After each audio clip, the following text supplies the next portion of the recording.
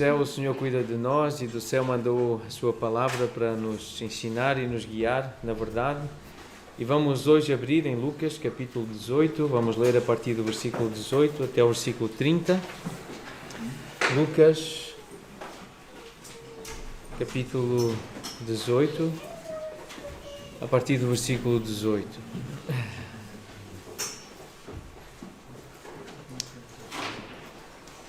Estamos a olhar para este texto na sequência do que vimos a semana passada em Deuteronômio capítulo 6. E aplicando à vida da igreja aquilo que nós vimos em Deuteronômio 6, nós concluímos que a utilidade e a membresia na igreja local, para uma pessoa ser útil nas mãos de Deus, e para estar devidamente ligada a uma igreja local, ela precisa submeter-se ao Senhor, precisa desejar agradar ao Senhor, ter uma vida de acordo com a sua vontade. Então a utilidade e a membresia na igreja local dependem do valor que damos ao Senhor e da nossa submissão à sua vontade.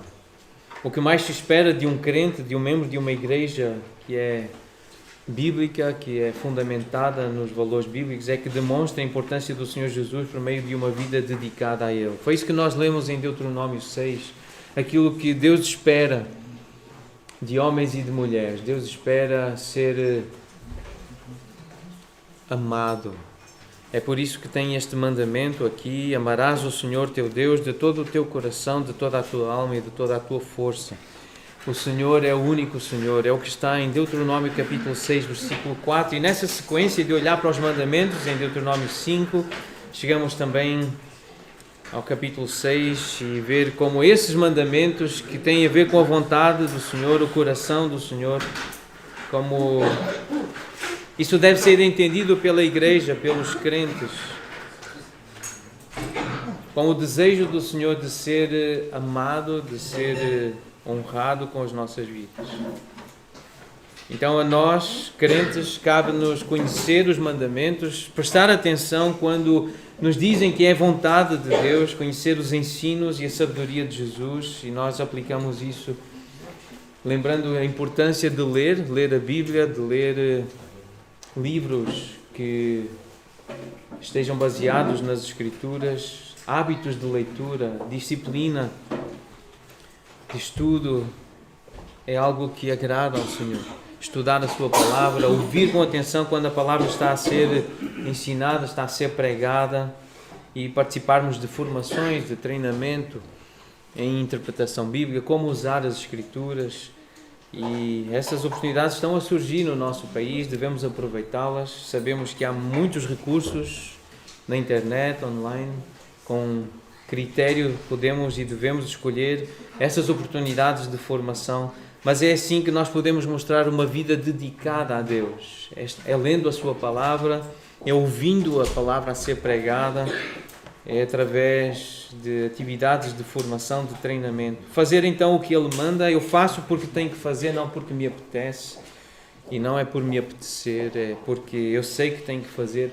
Isso implica a submissão, disciplina e sacrifício da nossa vontade, sacrifício do nosso conforto para fazer o que o Senhor manda.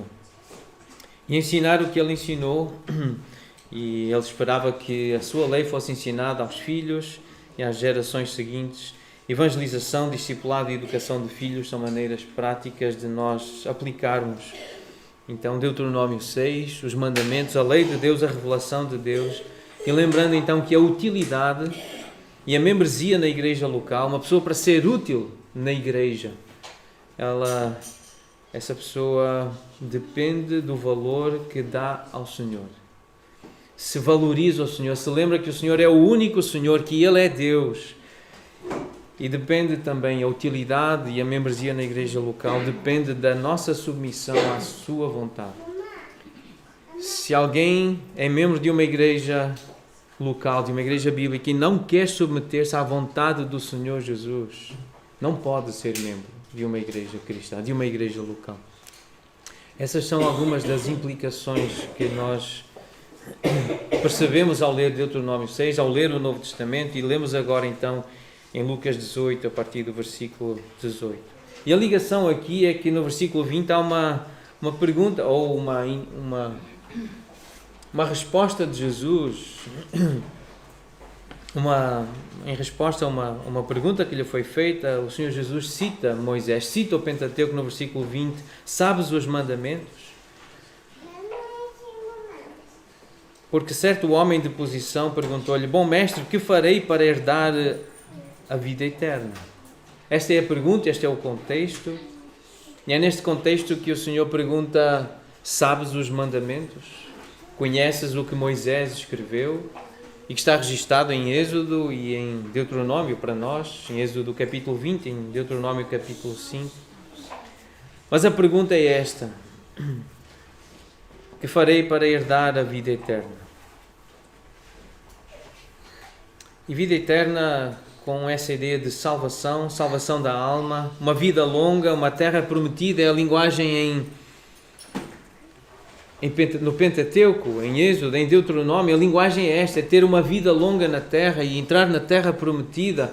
É uma imagem bíblica para a vida no céu, a vida com o Senhor, e é usado pelo autor de Hebreus, a terra do descanso. Essa carta que foi escrita para pessoas com a cultura judaica, que traziam esta mentalidade e esta ideia de que entrar na terra prometida era algo dado por Deus, pela graça de Deus, e que figurava esse descanso eterno que o crente tem em Jesus. Então há aqui uma correspondência desta pergunta, ter a vida eterna, com uma vida longa, uma terra prometida, linguagem do Deuteronômio, linguagem do Pentateuco.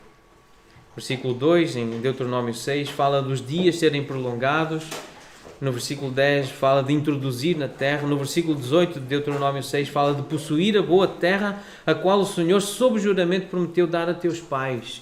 É possuir a terra. E no versículo 24 fala de perpétuo bem para nos guardar em vida. São imagens da vida eterna, da salvação.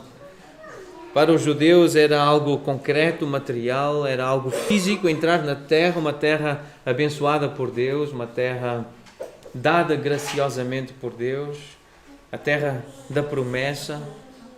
Mas para a igreja, essa imagem da terra prometida faz-nos lembrar do reino eterno, da Nova Jerusalém, do paraíso, de estar com Deus, de estar na presença do Senhor. Então, o versículo 18 começa assim: certo homem de posição perguntou-lhe, bom mestre, que farei para herdar a vida eterna? Esta é a pergunta. É assim que começa esta porção, no versículo 18, e no versículo 30, no final desta história, há uma nova referência à vida eterna. Receber no mundo por vir a vida eterna, esta imagem. E queremos pensar sobre a vida eterna, queremos pensar sobre a salvação, queremos hoje, à luz deste texto, considerar a conversão, considerar o caminho para a salvação.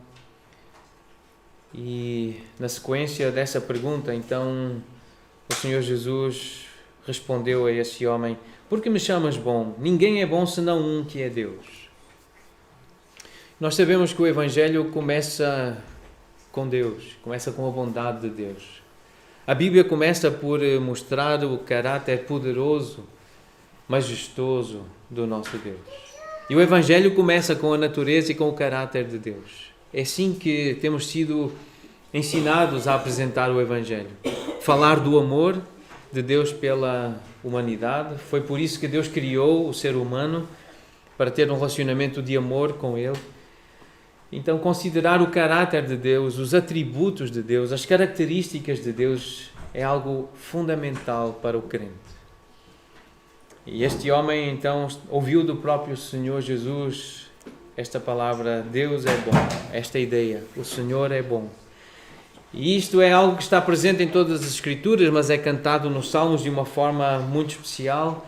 Eu vou mencionar algumas referências dos Salmos. Salmo 25, versículo 8, se quiserem anotar. Salmo 25:8 diz: bom e reto é o Senhor, por isso aponta o caminho aos pecadores.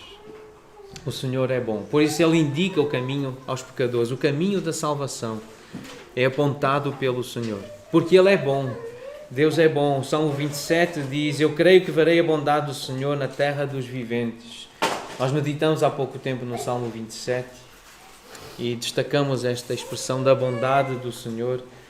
Nós acreditamos que o Senhor nos tem conduzido nesse caminho, a nós como pecadores que precisamos encontrar a salvação, o Salvador. O Senhor, pela sua bondade, tem-nos conduzido. O Salmo 34, versículo 8: ó, provai e vede que o Senhor é bom. Bem-aventurado o homem que nele se refugia. O Senhor é bom, diz o Salmo 34, versículo 8. E em Romanos 2, versículo 4, esta pergunta de Paulo aos irmãos de Roma, quando os confrontava com o seu coração, com o seu interior, a sua consciência, eles que tinham tendência de julgar os outros, e Paulo confronta: mas desprezas tu a riqueza da bondade do Senhor, a tolerância e a longanimidade, ignorando que a bondade de Deus é que te conduz ao arrependimento?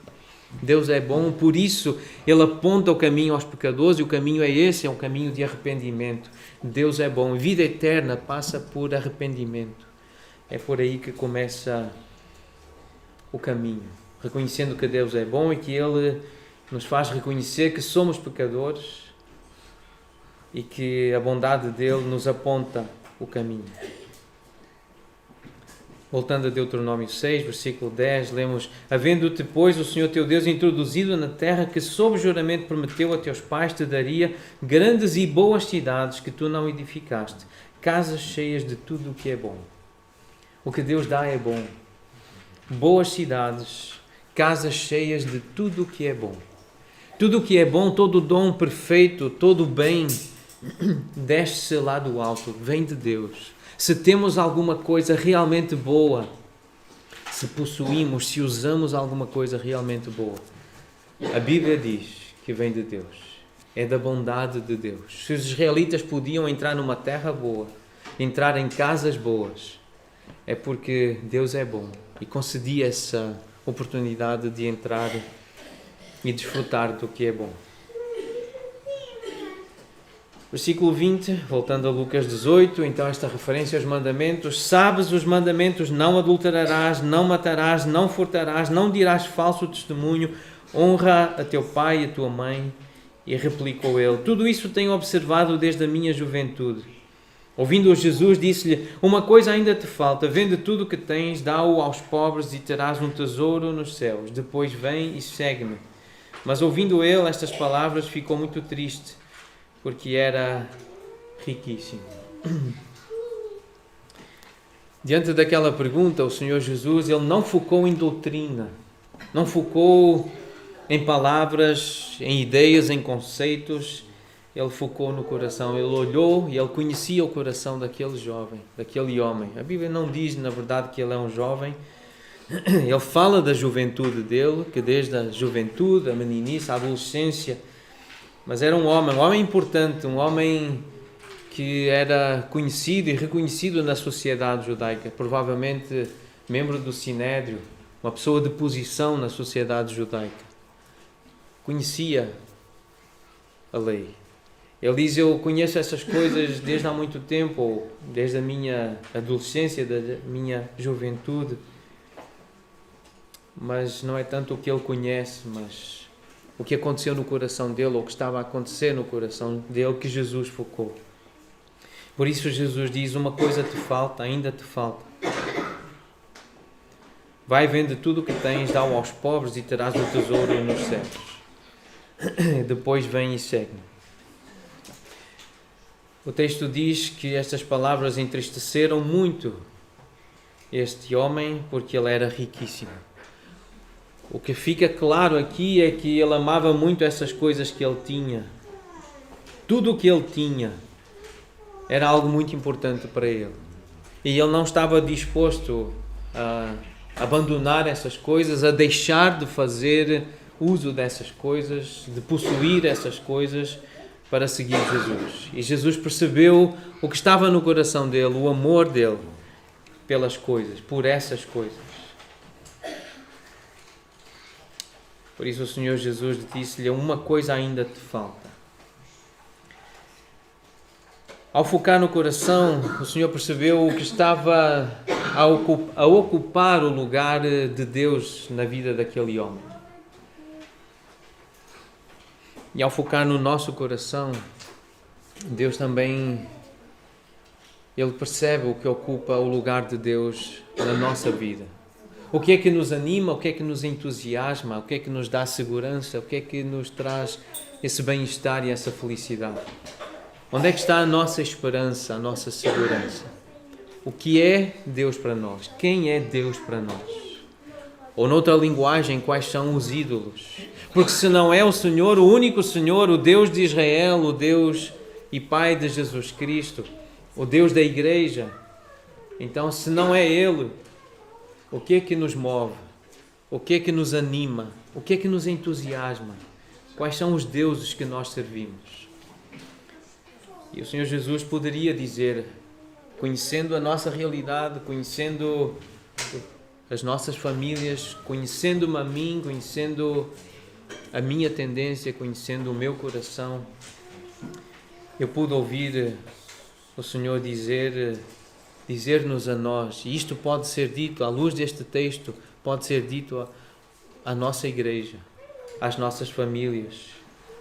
Uma coisa ainda te falta: para de comer dessa forma, ou para de pensar em comida, em bebida.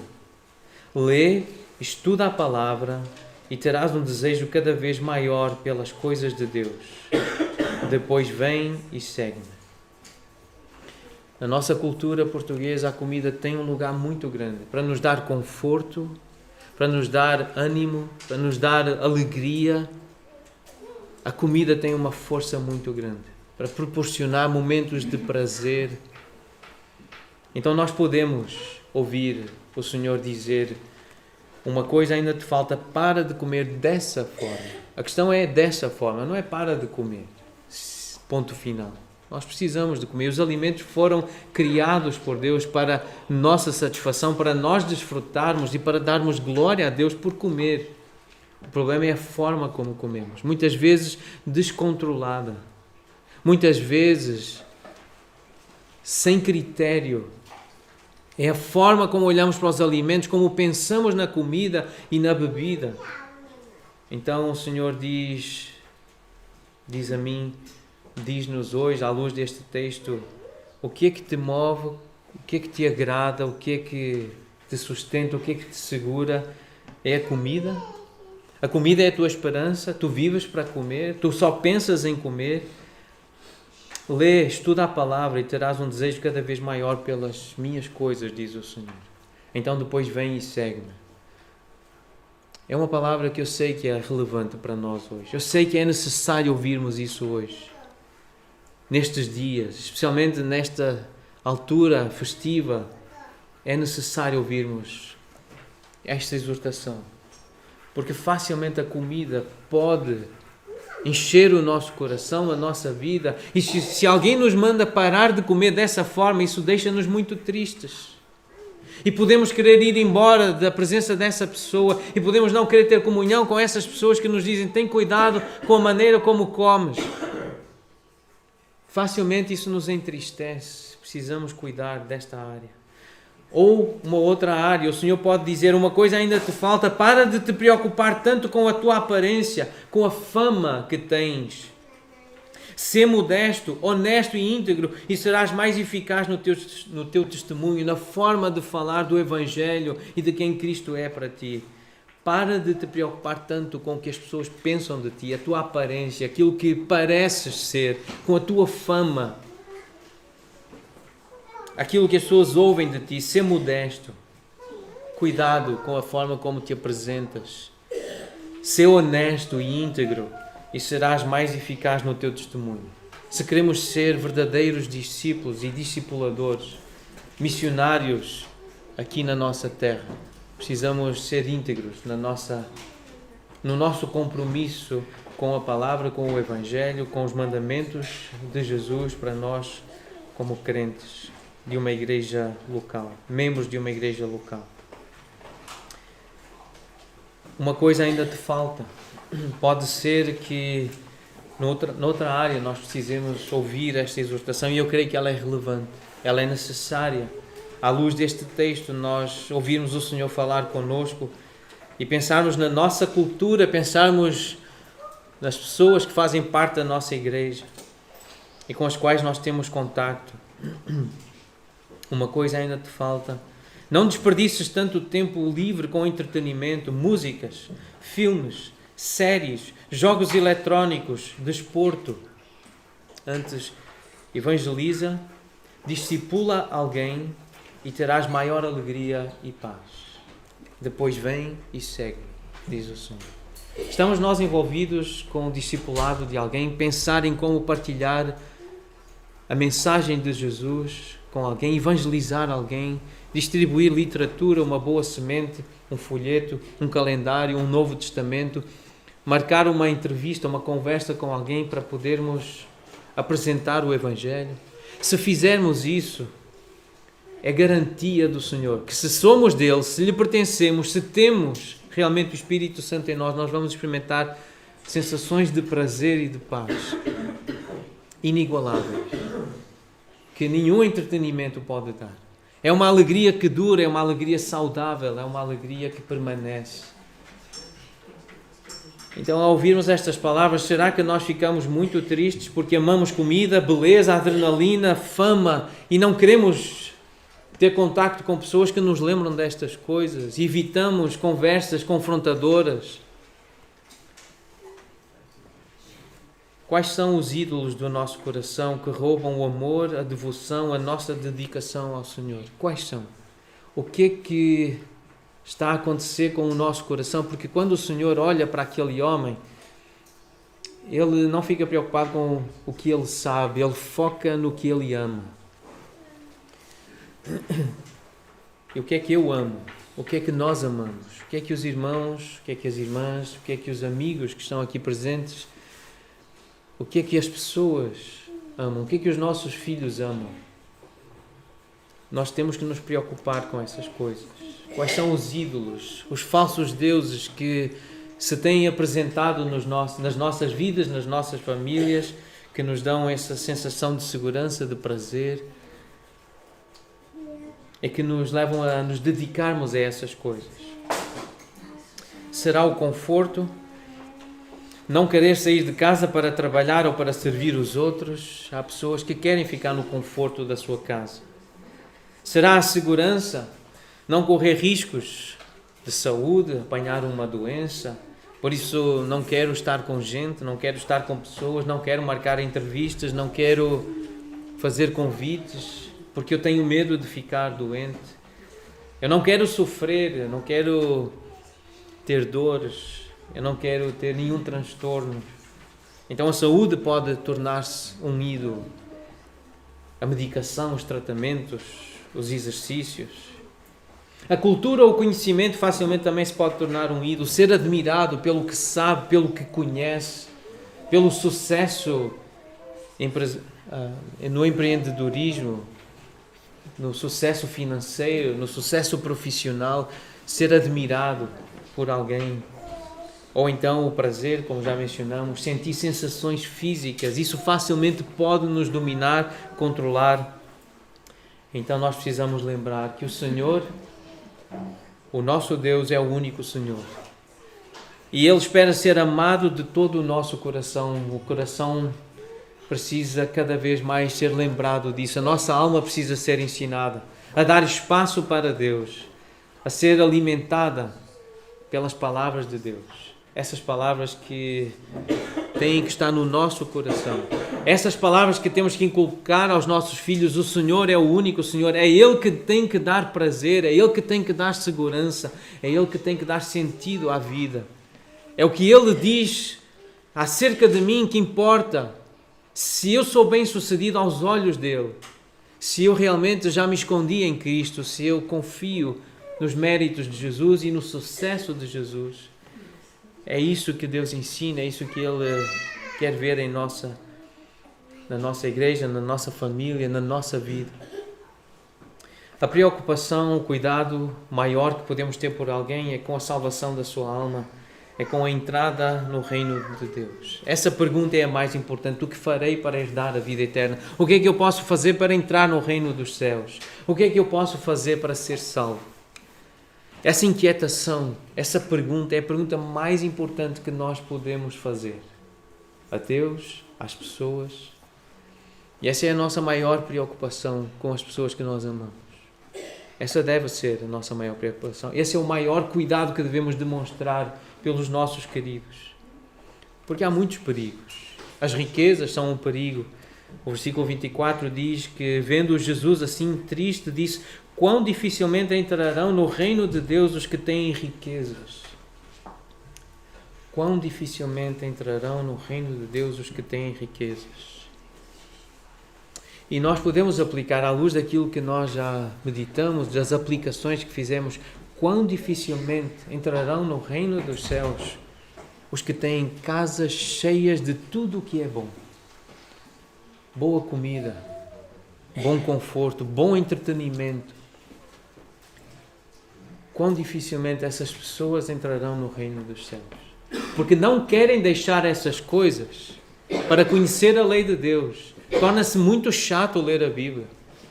Tem tanta coisa boa para comer, tem tanta coisa boa para ver na televisão, ou no computador, ou no telefone, no telemóvel.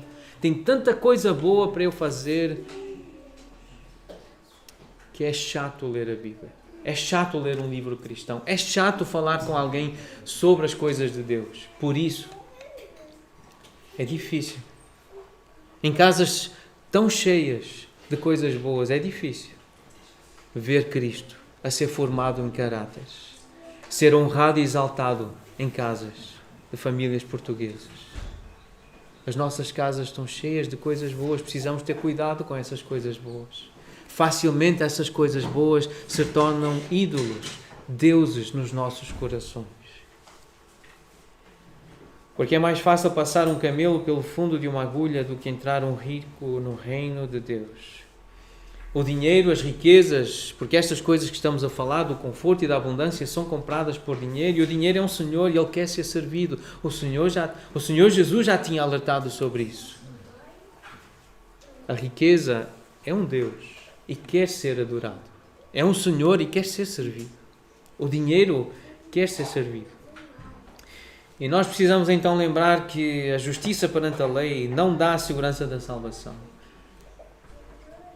Achar que se é obediente à lei, porque isto é só uma ilusão, porque a Bíblia afirma categoricamente que não há um justo, nenhum sequer. Este homem achava que obedecia à lei. Ele achava que, conhecendo, ele obedecia à lei. Mas é uma ilusão, porque ele não tinha essa segurança de que teria a vida eterna. E a Bíblia afirma que ninguém é justo e que ninguém obedece à lei perfeitamente. E basta desobedecer a um dos preceitos da lei do Senhor para se tornar culpado de todos eles.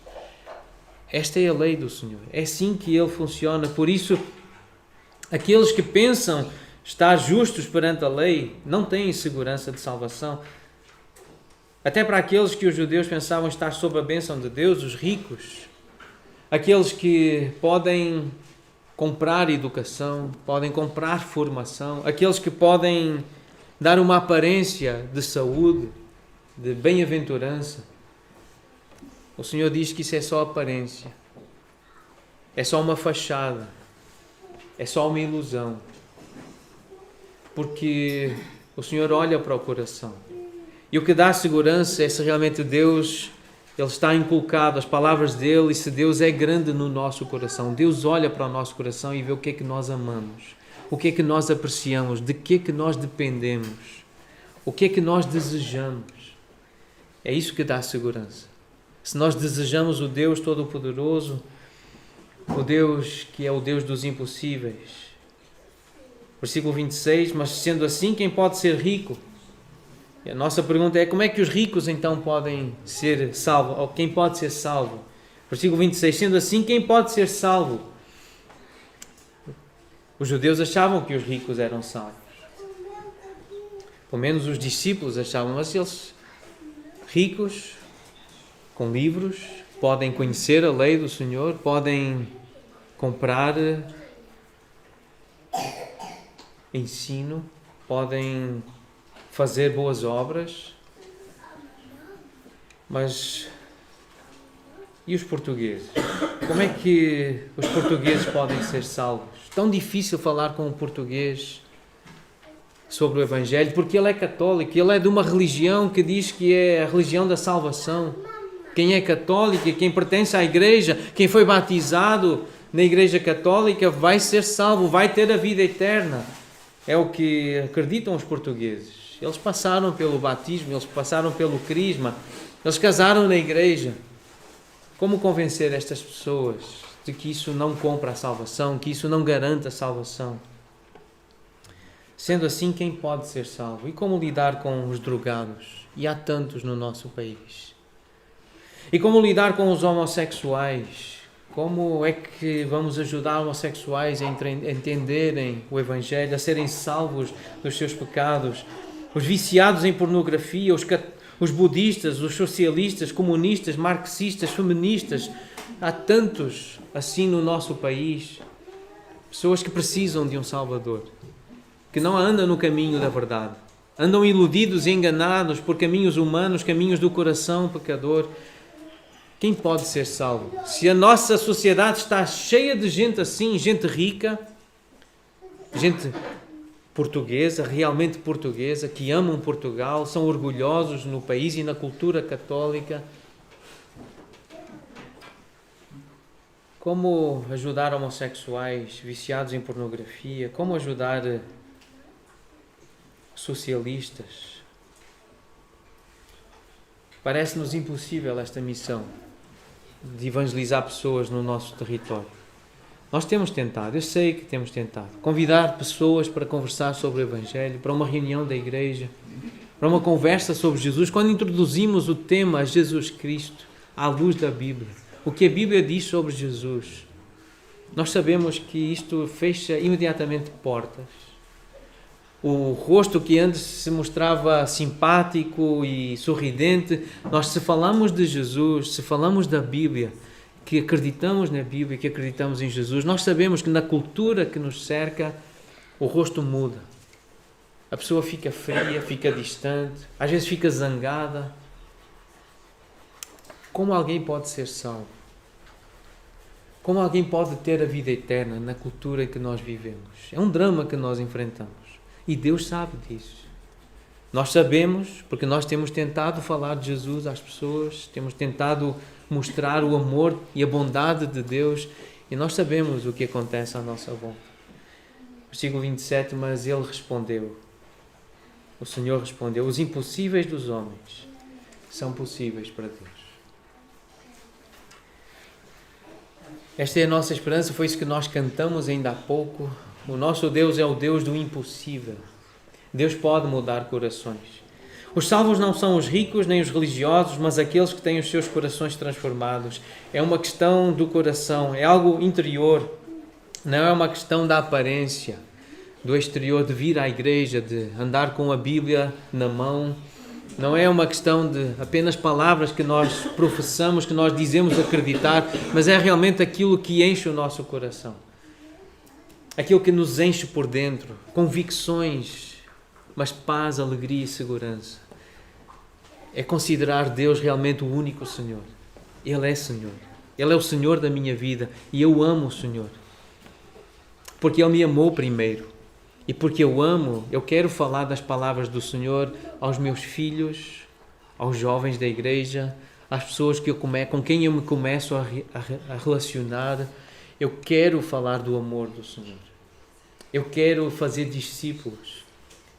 Isto são palavras de alguém que crê. E eu quero que essas palavras sejam minhas. É por isso que eu desejo meditar neste texto cada vez mais com os irmãos. Porque nós temos que deixar coisas. Pedro diz, versículo 28, eis que nós deixamos nossa casa e te seguimos. E nós precisamos, eu preciso deixar coisas para ser verdadeiramente um discípulo de Jesus, para ser verdadeiramente um membro de uma igreja bíblica, de uma igreja local. Pedro disse: nós deixamos a nossa casa e te seguimos. E Jesus respondeu: em verdade vos digo que ninguém há que tenha deixado casa, ou mulher, ou irmãos, ou pais, ou filhos, por causa do reino de Deus, que não receba no presente muitas vezes mais, e no mundo por vir a vida eterna. Eu quero esta recompensa. Eu quero muito mais no reino, mas também quero muito mais aqui. O Senhor Jesus disse que se nós deixarmos coisas por causa dele, por causa do reino, nós vamos receber muito dele. A dependência em Deus, como demonstrada pelos discípulos, terá recompensas temporais aqui na história, bem como eternas, muito superiores às que a riqueza pode trazer. É isto que nós acreditamos. Acreditamos que a vida eterna, que o reino dos céus é muito melhor do que a vida aqui, do que a vida terrena. Versículo 28, eis que nós deixamos a nossa casa e te seguimos, disse Pedro em nome dos seus companheiros, dos discípulos, e a razão é por causa do reino de Deus. Então a aplicação que eu quero fazer à minha vida e desejo fazer à nossa igreja é deixar a nossa casa, o conforto da nossa casa, para discipular ou para servir alguém. Será que podemos dizer isto ao Senhor? Senhor, nós deixamos a nossa casa. Ou amanhã eu vou deixar a minha casa por causa do reino. É por causa de Ti, Senhor. É porque Tu és o único, Senhor, porque eu Te amo. Eu vou deixar o conforto da minha casa para visitar alguém, para convidar alguém para estudar a Bíblia. Isto é algo que vem do Senhor. Isto é algo piedoso, isto é algo que mostra devoção e amor ao Senhor. Pode não ser amanhã, mas algum dia desta semana, planear isso. Conversar com alguém sobre o Senhor.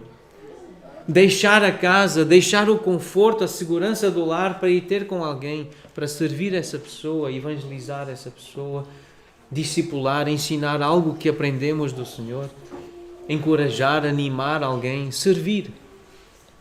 Deixar a casa por causa do reino.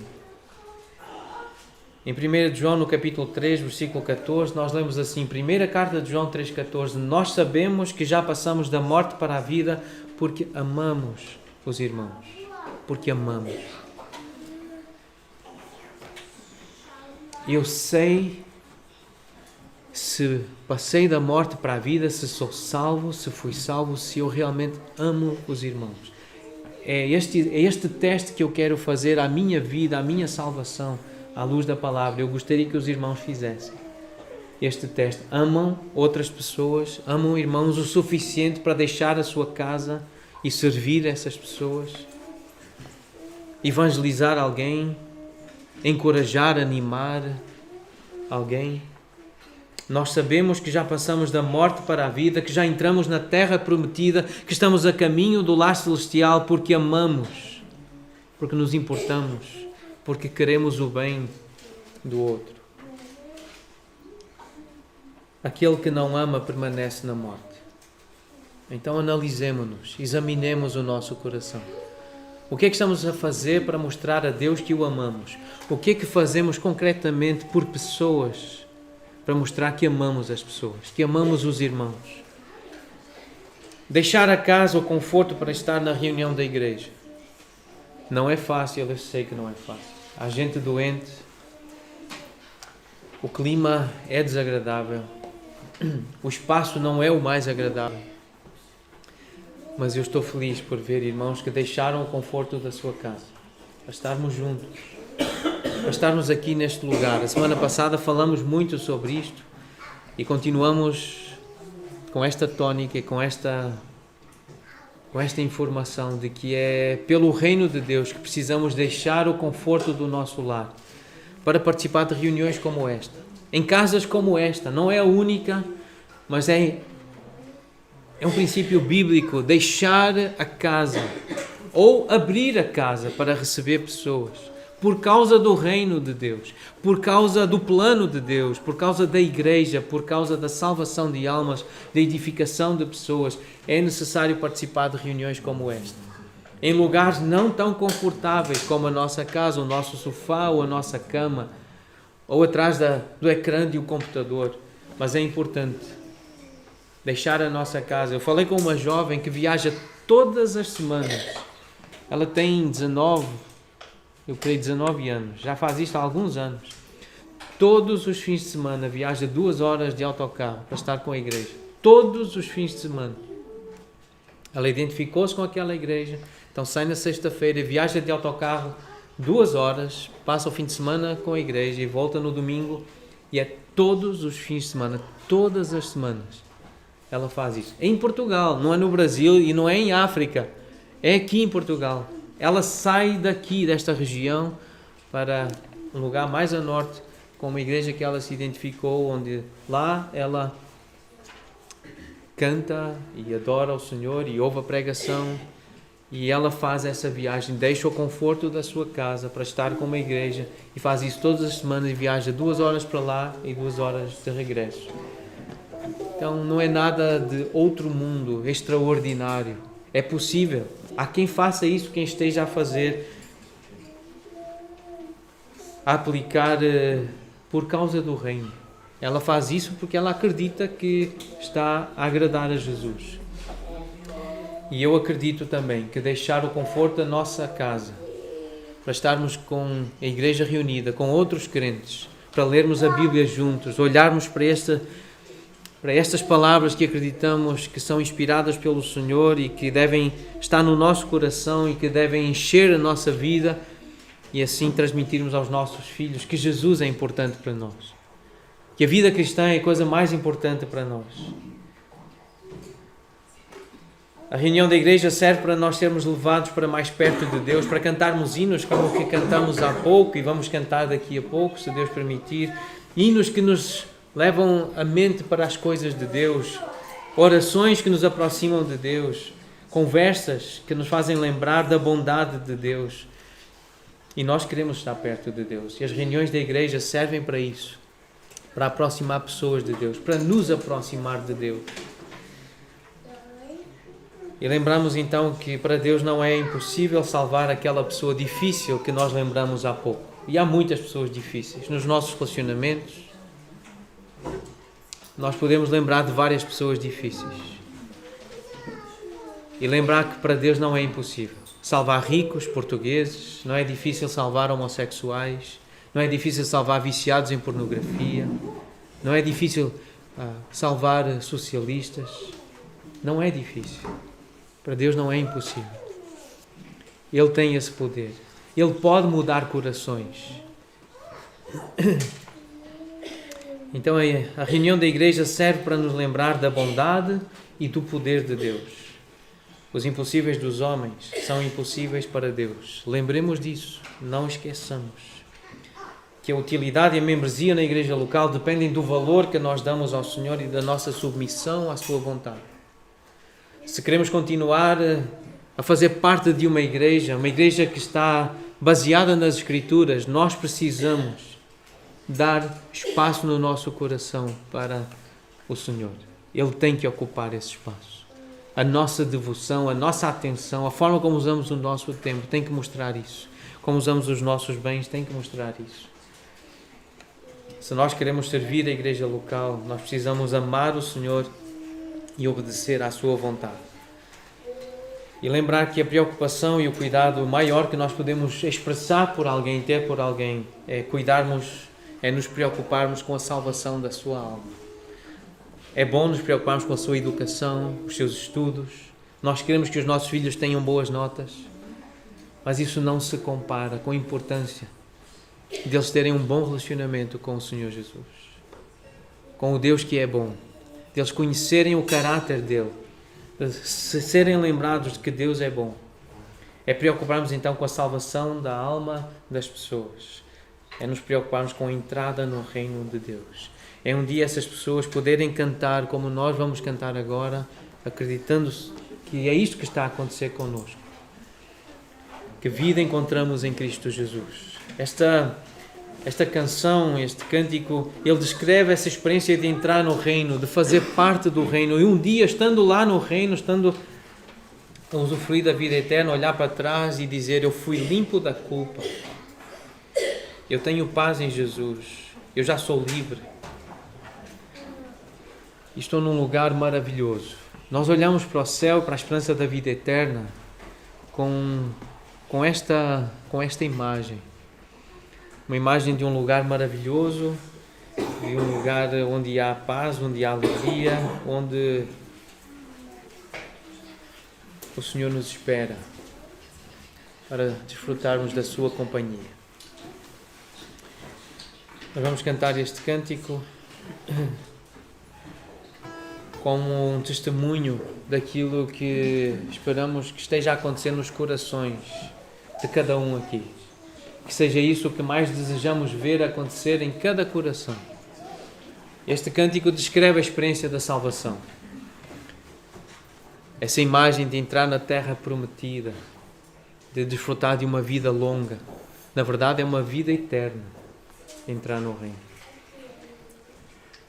E desejarmos que mais pessoas conheçam o Senhor, que é o único Senhor, que é o Salvador. Lembrar que a salvação pertence ao Senhor. É Ele que pode mudar corações. E qualquer coração. Porque até os ricos são salvos. Até os ricos são salvos. E logo a seguir, na próxima história que nós lemos, é a história de Zaqueu, que era um homem muito rico. E que foi transformado pelo Senhor. Seu coração foi transformado. E ele também, acreditamos, que pode dizer: vida encontrei em Cristo Jesus.